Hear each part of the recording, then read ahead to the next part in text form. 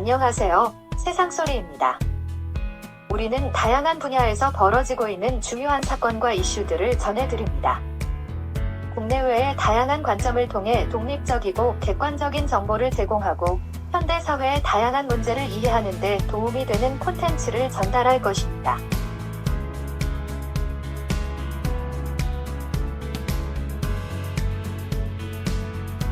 양승태 전 대법원장, 문재인 전 대통령, 한동훈 장관이 직간접 연루된 화두가 4년 7개월 만에 수면으로 떠올랐다.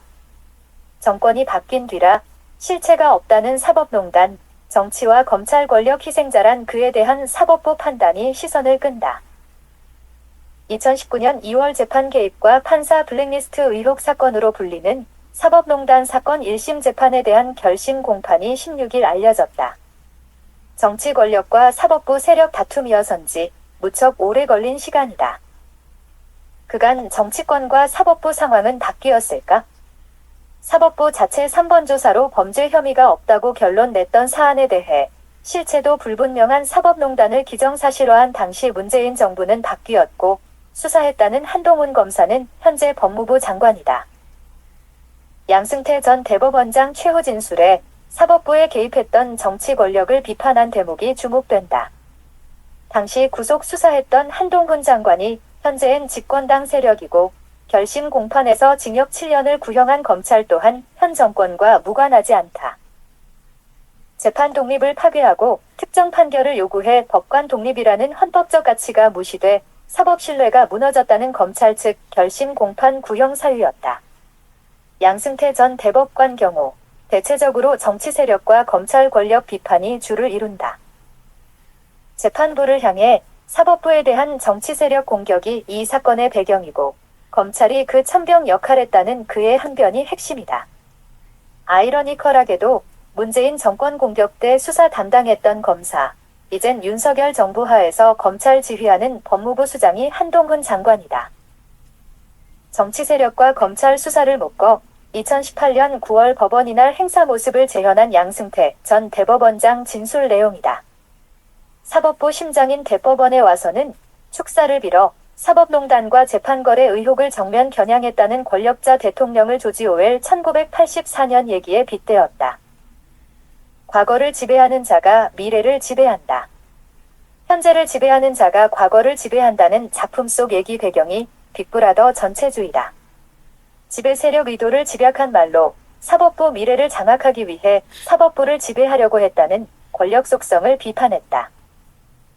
문재인 정부를 빗댄 조지 오웰 얘기이지만 사법부를 장악할 목적으로 자신에 대한 수사를 사법농단으로 규정했다는 그의 지적이다. 당시 수사검찰에 대해서도 불법적 수사권 남용으로 규정했다. 이젠 증거, 법리, 변론 자체가 부질없고 구차스럽다는 양승태 전 대법원장은 사법농단 혐의로 재판받는 현 처지를 아지랑이에 비유했다. 표적 수사일 뿐 실체도 없는 사법농단을 기정사실화한 당시 정치 권력과 수사검찰을 우회적으로 비판한 셈이다. 재판부를 향해 자신의 삶은 물론 대한민국 사법부 미래가 걸려있다는 말로 과거를 지배했던 정치 권력의 속셈을 간파해달라는 당부였다. 이어 미국 대법원 주요 판결이었던 드레스 스콧 대 샌드퍼드 사건, 아미스타드호 판결을 꼽았다.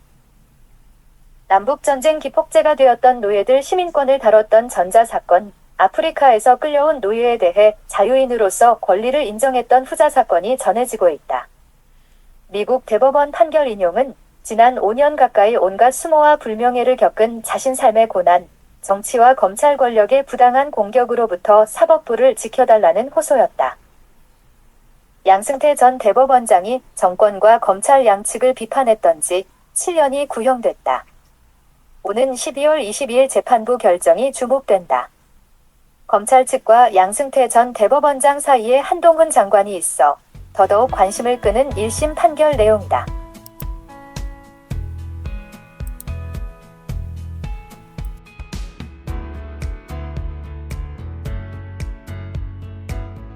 안녕하세요. 세상소리입니다. 우리는 다양한 분야에서 벌어지고 있는 중요한 사건과 이슈들을 전해드립니다.